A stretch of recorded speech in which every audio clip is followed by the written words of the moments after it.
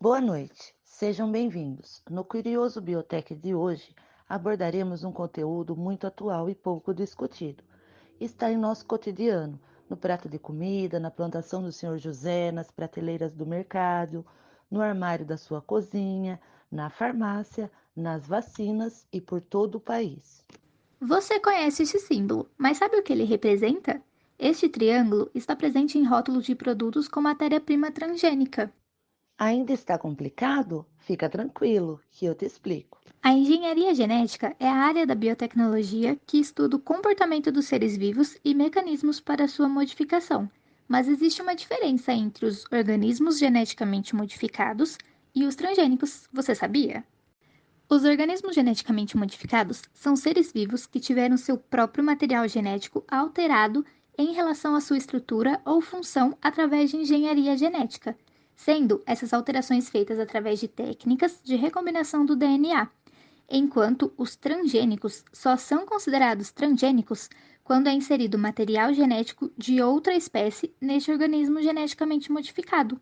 Portanto, todo transgênico é um OGM, mas nem todo OGM é um transgênico. Um exemplo de organismo geneticamente modificado são os brotos de cana-de-açúcar. Em 2020, pesquisadores da Universidade Federal de Santa Maria, no Rio Grande do Sul, elaboraram um projeto para mutação em brotos de cana-de-açúcar com um agente químico para selecionar plantas tolerantes a baixas temperaturas, para que possam ser cultivadas na região sul do país. Já um exemplo de transgênico é o arroz dourado, conhecido como Golden Rica. A deficiência da vitamina A é um problema comum em áreas com elevada densidade populacional. Pensando nesse quesito, os países afetados, como Bangladesh, Vietnã, Índia, Indonésia e Filipinas, onde o arroz é um alimento essencial, desenvolveram o então Golden Rice, onde o arroz tem sua genética modificada para produzir altos níveis de beta-caroteno, precursor da vitamina A. Para isso, foram introduzidos dois genes de outros organismos, o Psy1 fitoeno-sintase do milho e o CRT1 caroteno desnaturase da bactéria Pantoia ananatis. Em 1998, utilizou-se a soja transgênica, primeira planta produzida no Rio Grande do Sul. Esta nova versão, tolerante a herbicidas, permitiu o cultivo direto, sem a rotação de culturas e o uso de menos defensivos. Em 2005, foi permitido o cultivo de algodão resistente a pragas. Além da resistência e diminuição no uso de defensivos, houve um aumento na quantidade produzida. Já em 2007, foi aprovado o cultivo de milho transgênico. Já em 2011, a Embrapa adicionou na lista de aprovados o feijão.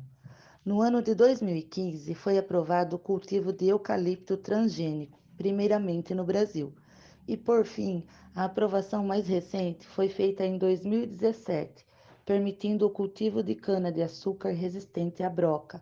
Essa praga é uma mariposa responsável pela perda de bilhões de reais ao ano.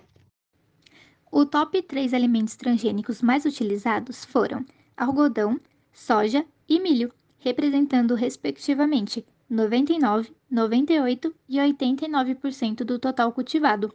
Podemos perceber que estes são a base dos principais produtos consumidos. Dados de 2016 publicados pelo ISA, Serviço Internacional para Aquisição de Aplicações Biotecnológicas, apontam o ranking de países produtores, sendo o Brasil a ocupar a segunda posição mundial, ficando atrás apenas dos Estados Unidos.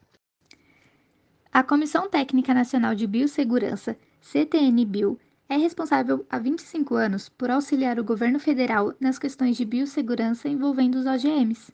Dentre os envolvidos estão profissionais de biossegurança, médicos, biólogos, veterinários e especialistas ambientais, que regulamentam o uso, a pesquisa, normas e a comercialização. A Lei número 8.974, de 5 de janeiro de 95, estabeleceu regras para o cultivo de organismos geneticamente modificados e definiu regras, competências para a CTN-Bio. A Lei número de 105, de 24 de março de 2005, revogou a Lei de 95 como uma reforma denominada Nova Lei de Biossegurança, que envolve todos os processos relacionados aos organismos geneticamente modificados, desde a pesquisa, experimentação, transporte, importação, exportação e armazenamento, até a fiscalização da comercialização, cultivo, produção e segurança, incluindo as considerações sobre impactos ambientais. A revogação permitiu incentivo às pesquisas e evolução da biotecnologia, bem como a utilização dos organismos geneticamente modificados e transgênicos.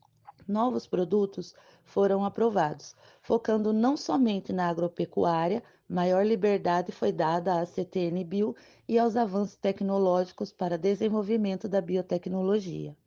Além do aumento da produção, os OGMs foram criados visando solucionar diversos problemas, como doenças no cultivo, contextos climáticos, plantas resistentes e a economia em agroquímicos e espaço.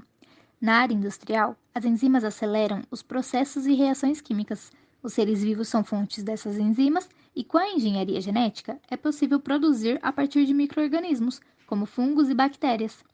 Assim, fontes animais e vegetais são poupadas.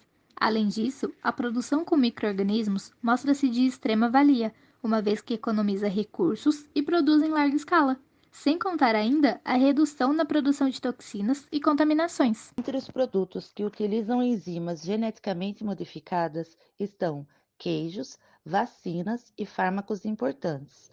A utilização de organismos geneticamente modificados permite a substituição de fontes animais e vegetais.